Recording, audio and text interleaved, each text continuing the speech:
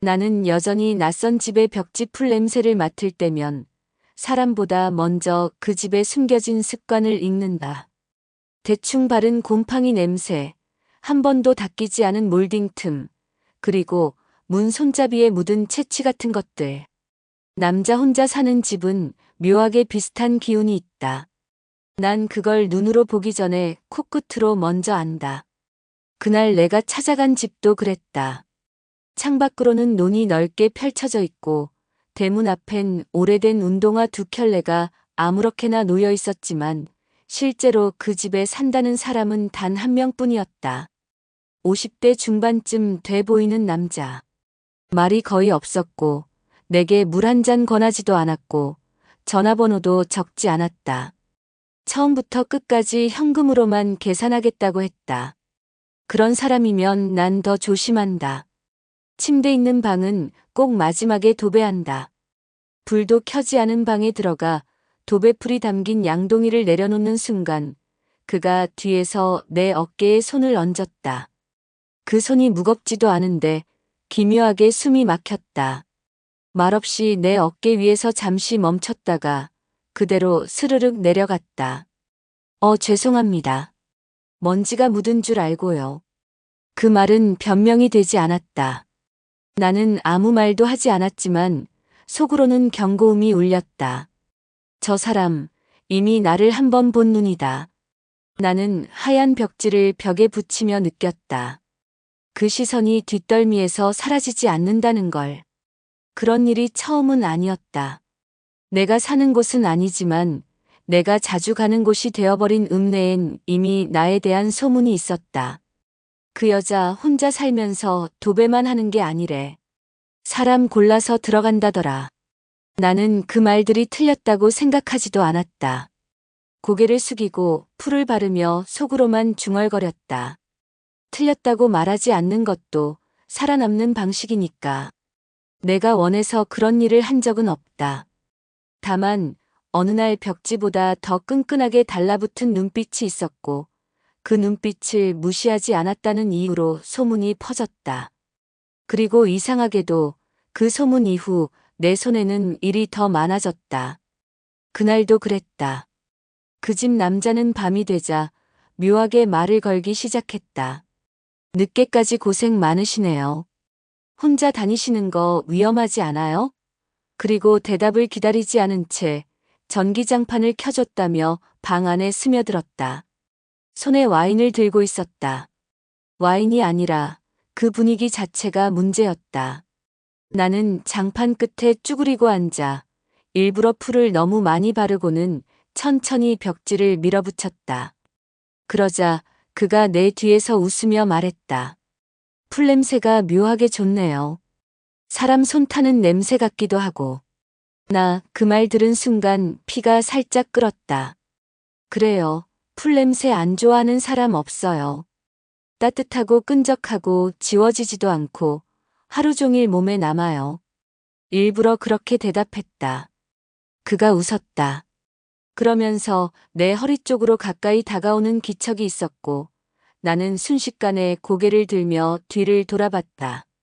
벽에 바른 풀은 아직 젖어 있었다.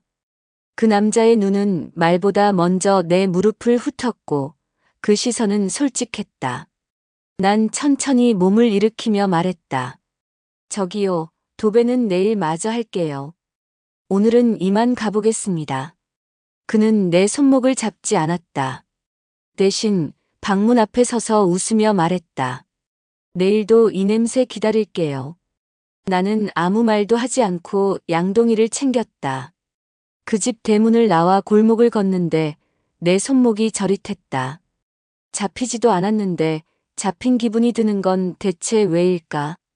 여관방에 도착해 샤워를 하며 거울에 김이 서렸다.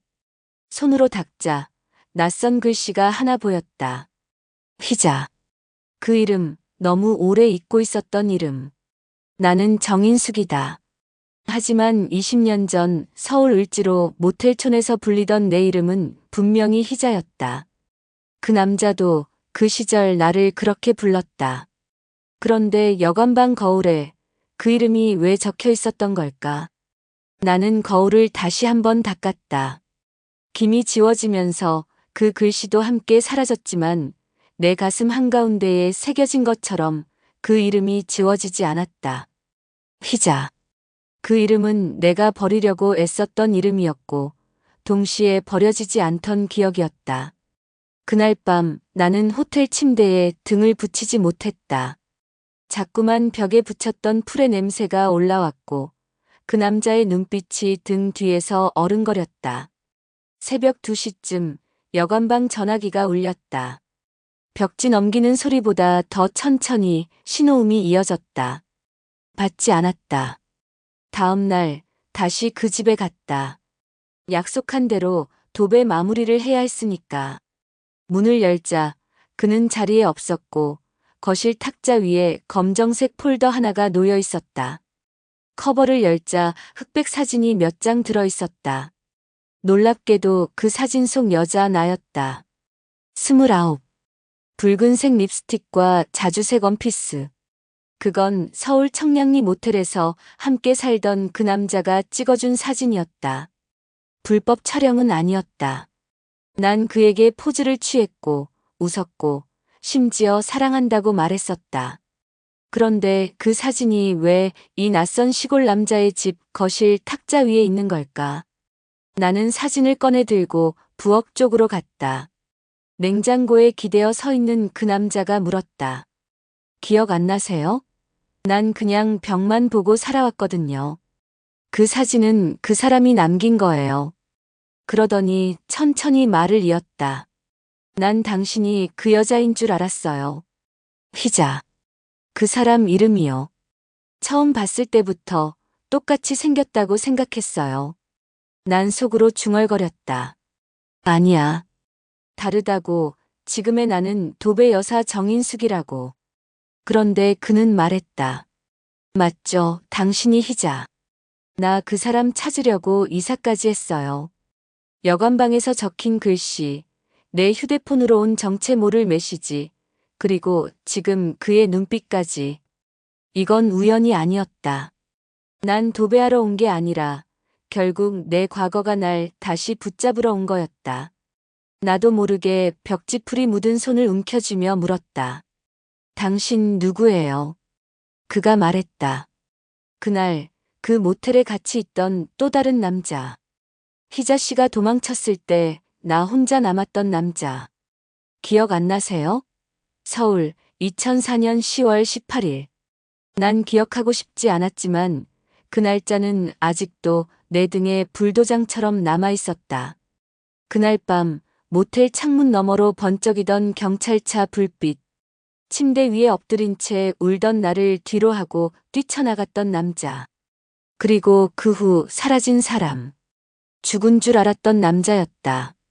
그는 살아있었고 지금 이 시골집에서 나를 기다리고 있었다. 내가 언젠가 도배라도 하러 올 줄 알았던 걸까. 내가 돌아서려 하자 그는 나지막히 말했다. 내가 당신을 죽이러 여기 있는 거면 어땠을까요? 난 몸이 굳었다. 순간 숨이 막혔고 손끝이 떨렸다. 그가 무겁게 걸어와 나를 스쳐 지나갔다. 부엌 서랍을 열어 서류 한 장을 꺼냈다. 그건 오래된 진술서 사본이었다. 내가 서명했던 하지만 경찰에 제출되지 않은 서류. 도배는 그날 끝나지 않았다. 나는 벽지보다 내 기억을 덧붙이는데 더 많은 시간을 썼다. 그의 집 벽면 한 칸에 나는 직접 글씨를 남겼다. 작은 글씨로 풀을 바르기 전에. 희자는 여기 다녀갔다. 그리고 풀을 발랐다. 벽지는 마른다. 하지만 글씨는 그 속에서 더 깊이 스며들 거다. 그는 내게 웃으며 말했다. 이 냄새, 희자 씨한테만 나는 냄새 같아요. 난 대답하지 않았다. 대신 속으로만 외쳤다. 그래, 이 풀냄새는 쉽게 지워지지 않아.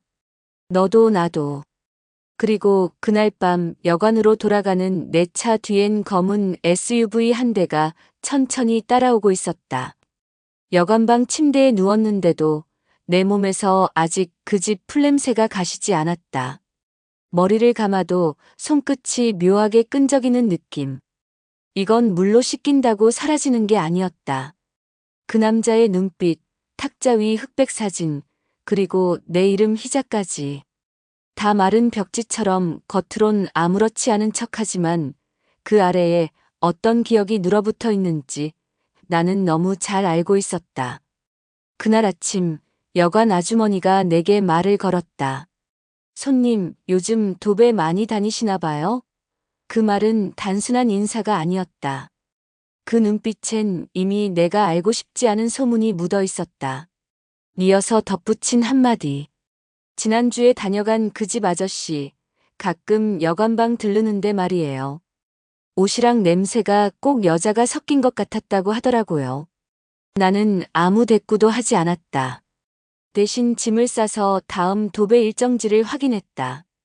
다음 장소는 읍내 장터 근처 오래된 한옥집이었다. 마당에 감나무가 있고 골목 끝에서 세 번째 집. 예약은 한 달 전에 잡힌 거였지만 나는 그 주소를 보는 순간 왠지 모르게 손끝이 싸해졌다. 그 집은 내가 처음 도배를 배울 때 가장 처음 바른 집이었으니까. 그땐 기술도 없고 손도 서툴러서 곰팡이 난 벽지를 잘못 붙여 싸움이 났었다. 그런데 다시 그 집이라니. 이상한 건 예약자 이름이 없었다. 전화번호도 없고 단지 도배 필요라고만 쓰여 있었을 뿐. 누군가 일부러 내게 보내는 느낌이었다. 오후 3시 나는 그 집 초인종을 눌렀다. 문은 열려 있었고 안에서 묘하게 향긋한 풀냄새가 새어나왔다. 이상했다. 내가 아직 시작도 안 했는데. 안으로 들어가자 마당 감나무 아래 의자에 한 남자가 앉아 있었다. 40대 중반쯤 셔츠 소매를 걷고 맥주를 마시고 있었다. 낯선 얼굴은 아니었다. 어디선가 본 적이 있었는데 맞다. 그 남자 몇 달 전 내가 도배하던 다른 집의 이웃이었다. 그땐 현관 앞에서 잠깐 마주쳤었고 담배를 빌려달라며 말을 걸었었다.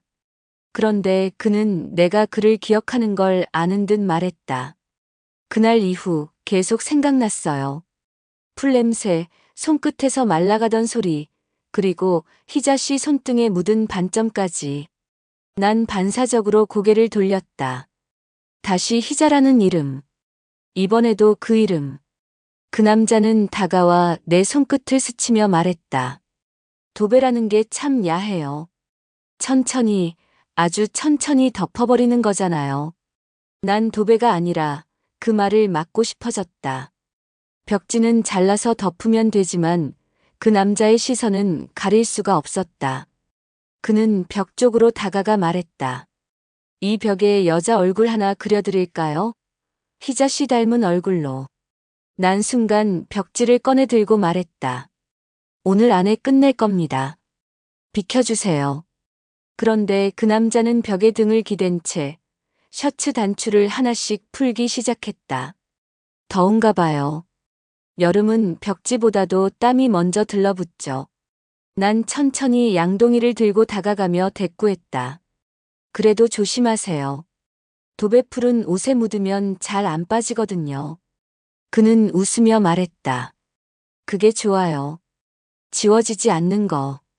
그리고 날 보며 한마디 더 덧붙였다. 도배보다 오래가는 건 냄새랑 눈빛이에요. 그때였다. 마당 쪽에서 인기척이 들렸다. 60대쯤 돼 보이는 여자 하나가 시장 바구니를 들고 들어오며 말했다. 여보, 벌써 손님 왔어요? 순간 그 남자의 얼굴이 굳었다. 나는 몸을 돌려 벽 쪽을 보며 조용히 풀을 발랐다. 뒤에서 두 사람의 목소리가 섞이기 시작했다. 저분이 도배하러 오신 분이에요? 아, 생각보다 젊네.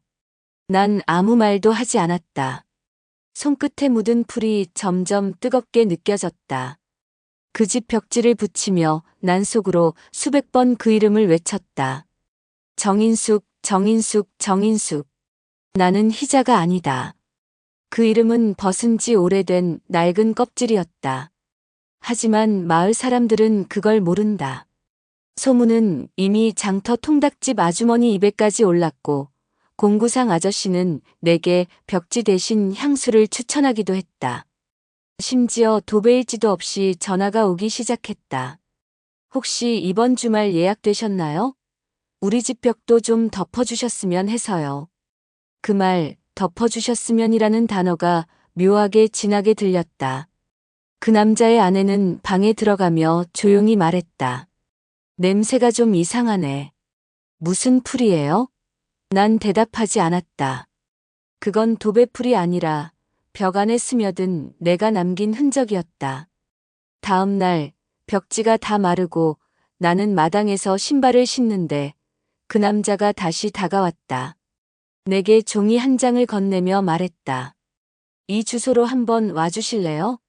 꼭 도배가 아니라도 그 종이엔 또 다른 농가 주소와 함께 희자씨, 기다릴게요라는 메모가 적혀 있었다. 난 종이를 받아들고 고개를 숙였다. 그리고 속으로 중얼거렸다. 나 도배풀보다 더 오래 남을 수 있어. 벽지는 마르면 지워지지만 내 이름은 이 마을에 더 깊이 번지고 있다. 그날따라 방 안이 유독 무거웠다. 벽지는 다 마르지도 않았는데 공기 속에 뭔가 눌러앉은 느낌. 그 남자가 준 주소를 따라 들어간 집은 논 한가운데 서 있는 외딴 농가였다. 큰 길에서 차를 세우고도 한참을 걸어 들어가야 도착하는 집.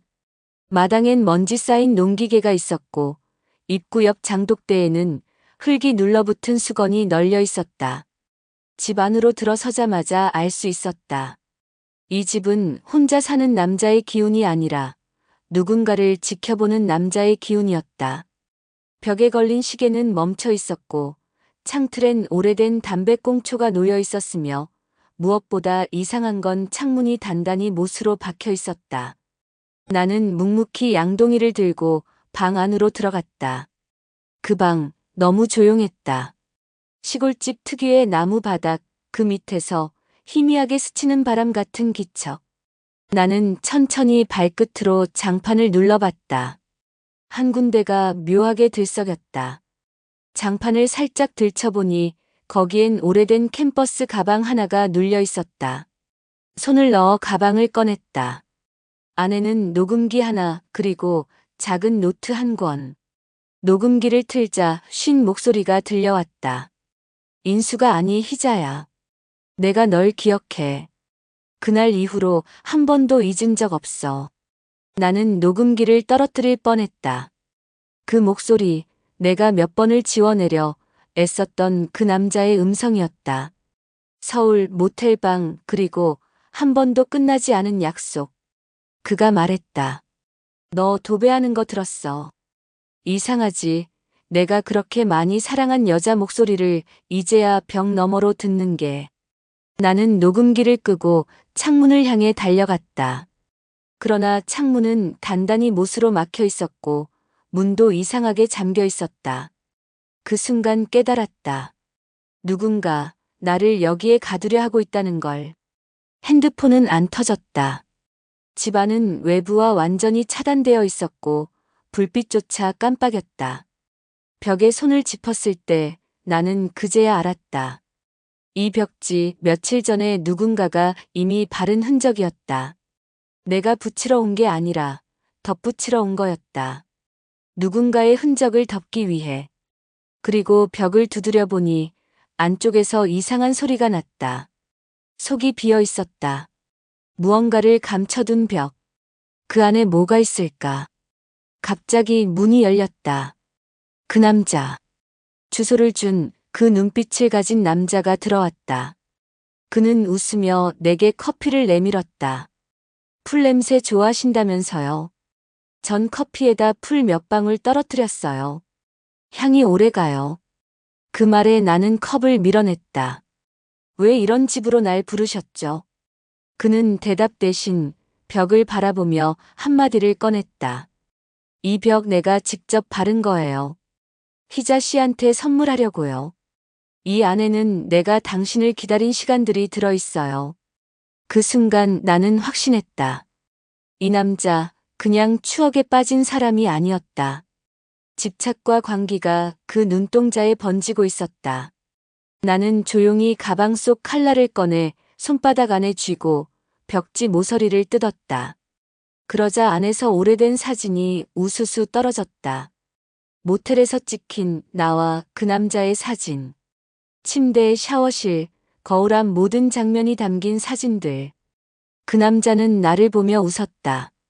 이 집은 우리 추억이야. 우리가 만들었던 방, 그 냄새, 그 숨소리. 기억 안 나요? 난 눈을 질끈 감았다. 그리고 조용히 말했다. 당신 날 찾은 게 아니야. 당신은 나를 가두려고 온 거야. 그는 대답하지 않았다. 대신 녹음기를 다시 틀었다. 희자야, 넌 나한테서 못 도망가. 우린 끝나지 않았어. 난 벽에서 떨어진 사진들을 다시 하나하나 주워 모아 가방에 넣었다. 내 손이 떨리고 있었지만 목소리는 최대한 차분하게 유지했다. 잘 들었어요. 하지만 이 집 벽은 내가 다시 바를 거예요. 당신이 아니라. 그리고 나만의 방식으로 남길 거예요. 당신이 절대 지울 수 없는 문장으로. 그는 물었다. 뭔데요, 그 문장이? 난 대답하지 않았다. 그 대신 풀을 바르며 속으로 중얼거렸다. 나는 여기 다녀갔다. 그리고 당신은 이제부터 내가 잊은 사람이다. 그날 밤 나는 그 집을 나와 다시 여관으로 향했다. 복도 끝방, 거울이 김서리던 그 방. 그런데 이번엔 거울에 적힌 글씨가 달랐다. 지워지지 않는 사람. 희자. 나는 거울을 닦지 않았다. 그 글씨, 그냥 두고 싶었다. 벽보다 오래가는 건 냄새도, 풀도 아닌 기억이었다. 그리고 나는 그 기억 속에서 아직 도배 중이다. 여관방에 들어서자 문이 철컥 닫혔다. 마치 기다렸다는 듯이 아주 자연스럽게. 아무도 없는데도 누군가 날 안에서 반긴 것처럼. 나는 습관적으로 욕실에 들어가 샤워기를 틀었다. 물이 떨어지는 소리가 벽에 닿아 튕겼고 그 소리에 내 심장 소리까지 섞였다. 거울 위로 김이 서려왔다. 나는 일부러 닦지 않았다. 거기엔 또 무슨 낙서가 나타날지, 뭘 읽게 될지 알 수 없으니까. 하지만 이상하게도 이번엔 김이 사라지지도 않았다. 대신 거울 안에서 내 얼굴을 똑바로 마주봤다. 그리고 조용히 중얼거렸다. 그 남자, 그 눈빛, 그 냄새 물을 닦고 타월을 두르며 거울을 지나치려는 순간 갑자기 김이 슥 벗겨지며 그 아래 문장이 드러났다. 희자, 넌 아직 여기 있잖아. 나는 순간 숨을 삼켰다. 내 손도 닿지 않았고 누구도 들어올 수 없었던 이 방에 어떻게 이런 글씨가 남아있는 걸까? 며칠 전엔 그냥 이름 하나였는데 이제는 나를 부르고 있다. 침대에 앉아 녹음기를 꺼내 들었다. 장판 밑에서 발견한 그것, 꺼진 줄 알았던 기계가 자동으로 켜지며 소리가 흘러나왔다. 희자야, 거울 앞에 서 있을 땐 항상 오른쪽 눈썹을 먼저 만지더라. 아직도 그러니?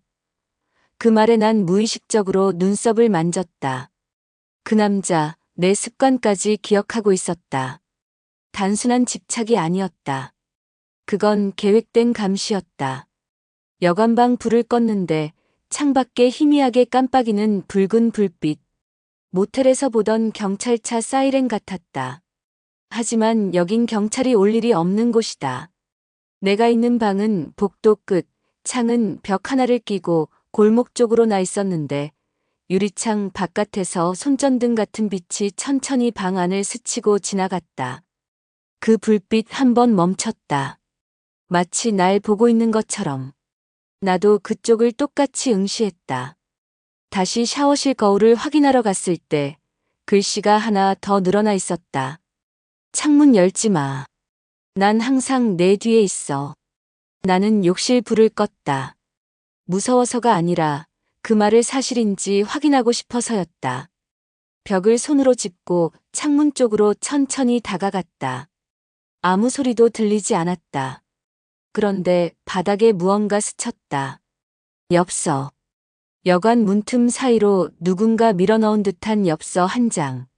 손글씨였다. 뒷면엔 이런 문장이 적혀 있었다. 그 남자 아직도 벽에 너를 붙이고 있어. 이건 누군가의 경고였다. 그런데 누구지? 왜 지금에서야 나를 지키려는 걸까? 난 침대 머리맡에 두고 다니던 작은 풀통을 열었다. 거기엔 내가 쓰는 도배풀 말고도 숨겨놓은 기록들이 있었다. 옛 주소, 전화번호, 이름 바꾸기 전에 주민등록증 사본, 그리고 수첩 한 권. 그 수첩 맨 뒤엔 이런 말이 적혀 있었다. 지워지지 않으려면 먼저 남겨야 한다. 나는 그 글씨를 따라 거울 뒤 벽에 작은 메모지를 붙였다. 풀을 살짝 발라 떨어지지 않도록. 거기엔 이렇게 썼다. 다녀간다, 정인숙. 남겨진다, 희자. 다음 날 새벽 여관에서 나가는 길에 카운터 여자가 말했다. 어제도 방에 혼자 계셨어요? 복도 CCTV에 2명 나왔다고 해서. 난 입꼬리만 살짝 올리며 대답했다. 혼자 잤어요. 늘 그렇듯. 하지만 마음속으로는 아니라고 외치고 있었다. 어젯밤 그 방에 나 혼자 있던 게 아니라는 걸 나는 알고 있었다.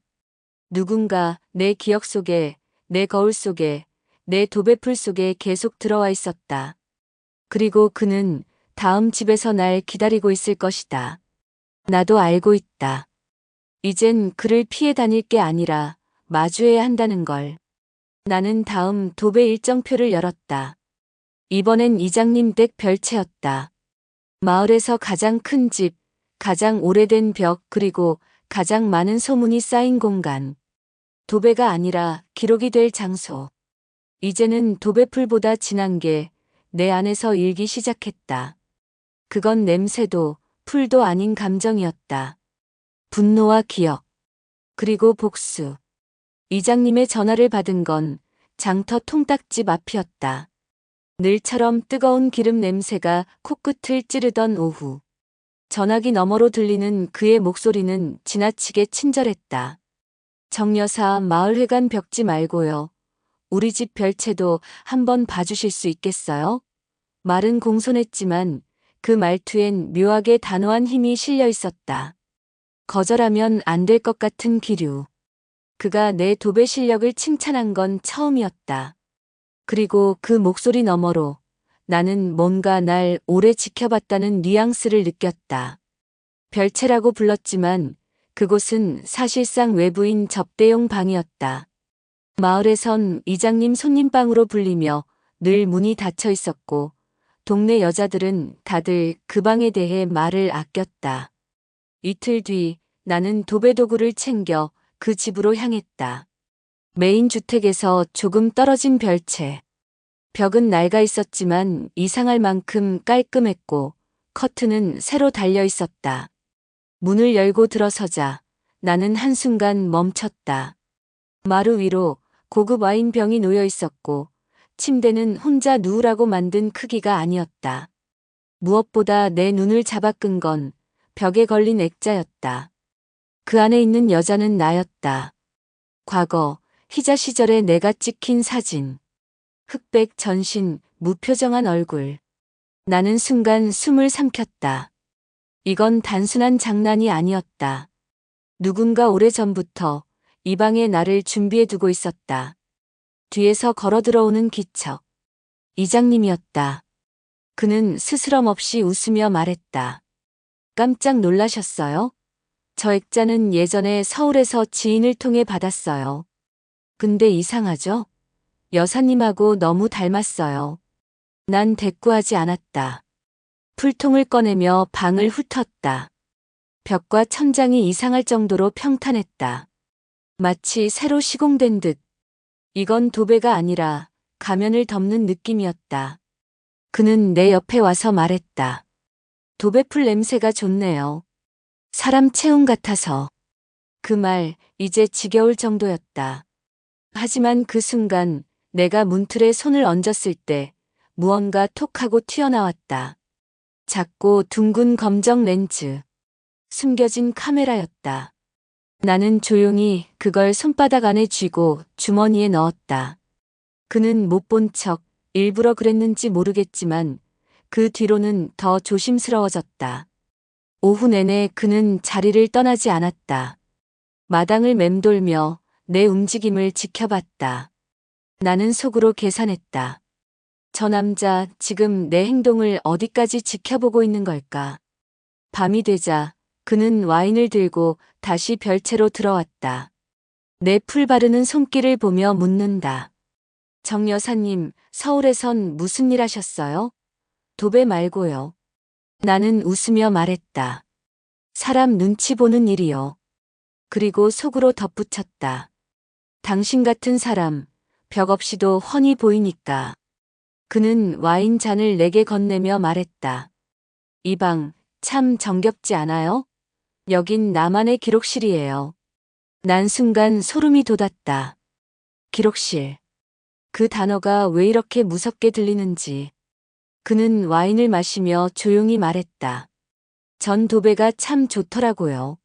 모든 걸 덮어버리잖아요. 새로 태어나는 것처럼.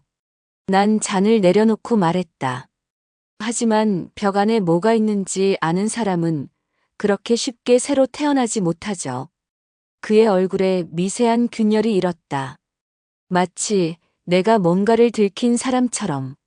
나는 속으로 확신했다. 저 남자 분명 이 벽 안에 무언가를 감추고 있다. 그날 밤 나는 일부러 일을 마치지 않았다. 장롱 뒤쪽 벽은 손도 대지 않았다. 내일 마저 한다는 핑계를 대며. 그리고 새벽 3시 여관에서 몰래 돌아온 나는 이장님 별채에 다시 들어섰다. 문은 잠기지 않았다. 안은 고요했고 와인 잔만 그대로 남아 있었다. 나는 장롱을 밀었다. 그 안쪽 벽 한가운데 벽지를 조심스레 뜯자 얇은 목재판이 드러났다. 그리고 그 위엔 카메라 전선과 녹화기기, 그리고 USB가 숨겨져 있었다. 거기엔 희자 2004라고 적힌 폴더 이름이 선명했다. 난 그대로 카메라에 손을 대고 중얼거렸다. 당신 벽을 덮는다고 기억까지 지울 수 있을 줄 알았어요? 난 벽지에 풀을 다시 바르며 그 위에 작은 글씨로 글귀 하나를 적었다. 이 안에 당신 죄가 적혀 있어요. 그리고 마지막 벽 한 면 아직 남은 곳에 내 손바닥 자국을 꾹 눌렀다. 마치 이 방이 내 방이라는 증표처럼. 도배는 끝났지만 진짜 작업은 지금부터 시작이었다. 도배가 끝났다는 건 더 이상 풀을 바를 수 없다는 뜻이었다. 벽은 이미 말라 있었고 내 손바닥 자국도 그 위에서 갈라지기 시작했다. 그 방을 나서는 순간 나는 딱딱하게 굳은 손바닥을 가만히 내려다봤다. 이제 더는 도배 여사 정인숙으로만은 살 수 없다는 걸 알았다. 마을에 소문이 돌고 있다는 건 이미 내 귀에도 들려왔다. 장터 국밥집 아주머니가 내게 말을 건넸다. 여사님, 전에 서울에서 사셨다면서요? 혹시 그 모텔 기억나세요? 그 말이 어떻게 입 밖으로 나왔는지는 모르겠지만 그 눈빛은 모든 걸 알고 있었다. 나는 아무 대답도 하지 못했다. 그러자 그녀는 수군거리듯 말을 이었다. 그쪽 사람이었대요. 희자 그 이름으로 유명했다고. 나는 그 자리에서 국밥 그릇을 내려놓고 나왔다. 거리가 좁아지는 게 아니라 내 숨이 좁아지는 느낌이었다. 그때였다. 내 핸드폰으로 문자가 왔다. 희자 씨, 기억났어요. 우리는 아직 안 끝났잖아요. 발신번호는 없었다. 이름도 없었다. 하지만 문장 하나로도 나는 알 수 있었다. 이장님이 아니었다. 이건 또 다른 누군가였다. 나를 희자로 알고 있는 자, 그리고 아직도 날 찾아 헤매는 자. 나는 다시 여관으로 향했다. 복도 끝방, 거울엔 더 이상 낙서가 없었다. 대신 침대 위에 작은 상자가 놓여 있었다. 누가 두고 갔는지 모르지만 열자마자 퍼지는 익숙한 향기. 그 향은 2004년 겨울 서울 청량리 모텔방에서 내가 쓰던 바디로션과 똑같았다. 안엔 사진 한 장이 있었다. 나와 함께 누워있는 남자의 옆모습. 반쯤 잘린 얼굴. 그러나 어깨에 있던 점 하나는 기억하고 있었다. 그 점, 바로 내 과거 남자의 것. 그가 살아있었다. 그리고 나를 찾고 있었다. 나는 수첩을 꺼내 과거 주소지를 다시 확인했다. 그가 마지막으로 날 떠났던 주소. 내가 그를 잊으려 숨어든 첫 도배집. 그리고 이 마을. 그가 일부러 날 여기로 이끈 게 아닐까? 그렇다면 이장님은 그 중간에 있는 존재였을 뿐일지도. 그리고 그때 또 하나의 메시지가 도착했다. 희자야, 마당 감나무 있는 집. 우리가 처음 도배한 곳 기억나지? 난 숨을 삼켰다. 그 집 2부에서 다녀왔던 장판 밑에 녹음기를 숨긴 그 집. 나는 그대로 차를 돌렸다.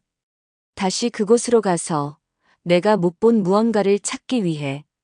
집은 그대로였다.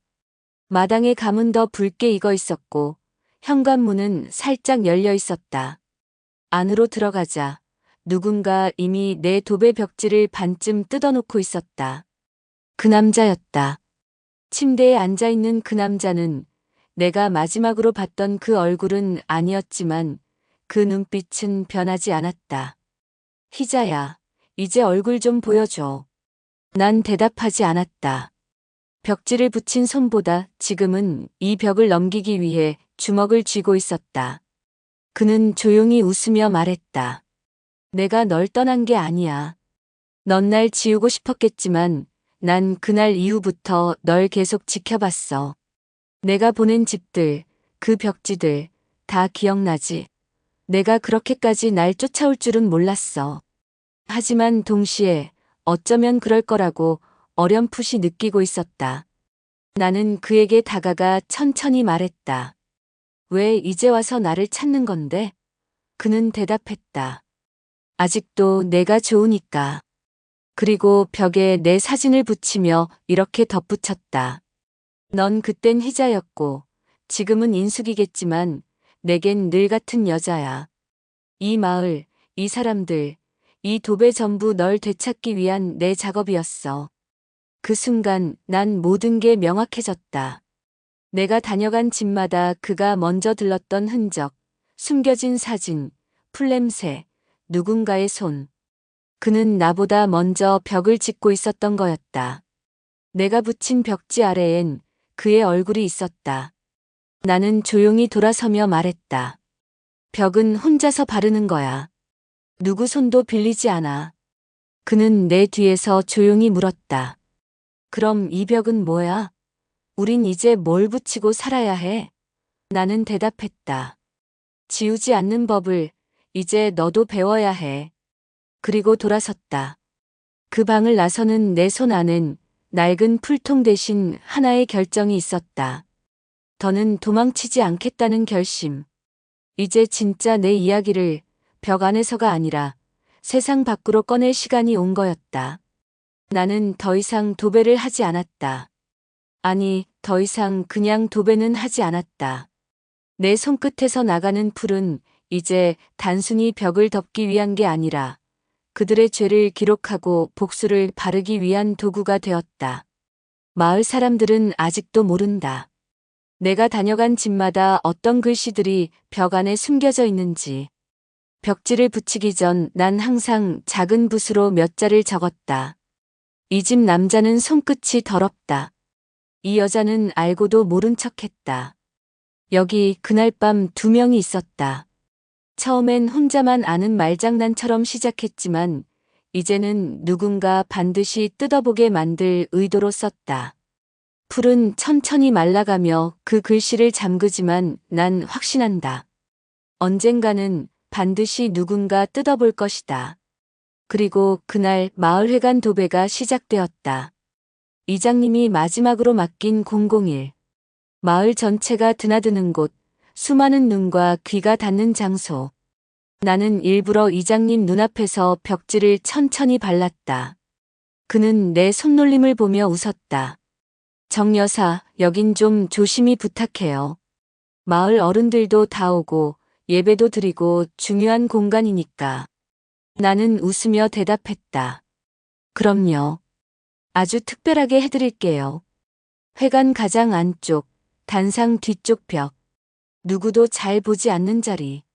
하지만 목소리가 가장 많이 울리는 그 벽 안에 나는 글을 적었다. 의장 방문식 2024년 3월 17일 이 방에서 여자를 울렸다. 그날 밤 벽지를 다 붙이고 회관을 나서며 뒤돌아보았다. 그 벽은 말이 없었지만 묵직한 침묵이 배어 있었다. 나는 점점 사람들이 변하고 있다는 걸 느꼈다. 국밥집 아주머니는 내게 다가와 귓속말로 물었다. 여사님, 혹시 우리 집도 무슨 글씨 남기셨나요? 통닭집 사장은 며칠 전부터 벽지를 만지작거리고 있었다. 마을 사람들 입에서 그 여자 글씨 쓴다더라는 말이 돌기 시작했다. 하지만 정작 그 글이 어디에 쓰여 있는지는 아무도 몰랐다. 그것이 내 복수의 방식이었다. 공포는 언제나 실체보다 상상에서 더 크게 자라니까.